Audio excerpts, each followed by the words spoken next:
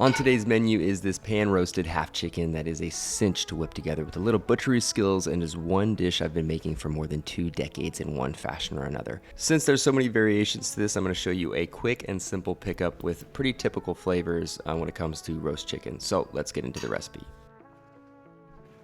The recipe starts with a 4 to 5 pound whole chicken that should be thoroughly dried with a towel to make it a bit easier to handle.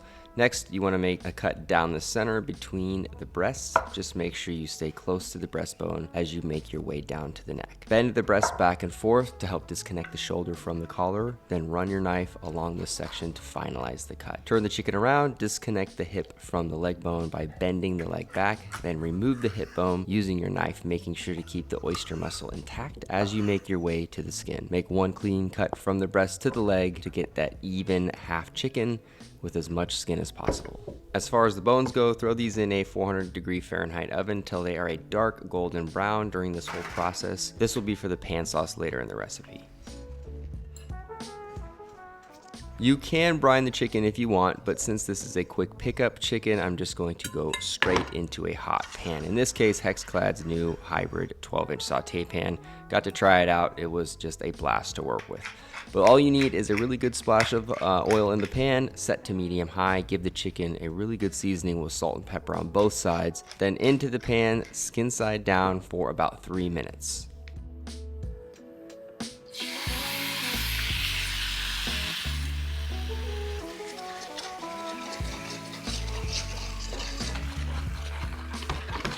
Once that skin has a slight golden brown around the edges, place the pan into an oven that's set to 400 degrees Fahrenheit and cook this for 10 minutes.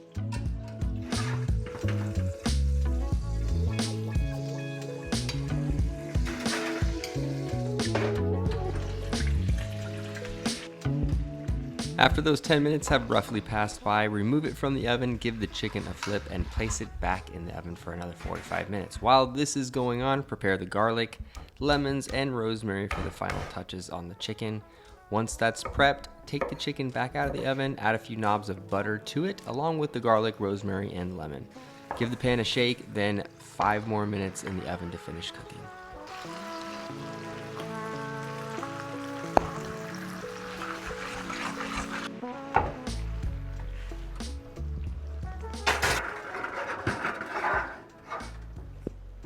Now that the chicken is fully cooked, it's time to make the pan sauce. So remove the chicken and flavorings from the pan, then whisk in the all-purpose flour and cook for 30 seconds on medium heat.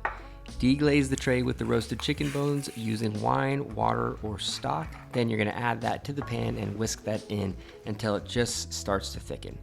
Pour in the rest of the water to the newly formed gravy along with a splash of sherry vinegar and bring it to a simmer until you reach the desired thickness. At this point, you can add in some finishing flavors to brighten it up a bit, then it's time to plate.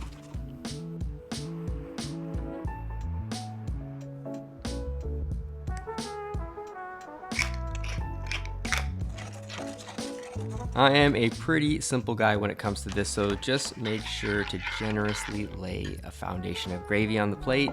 Pan roasted chicken in all its glory goes down next.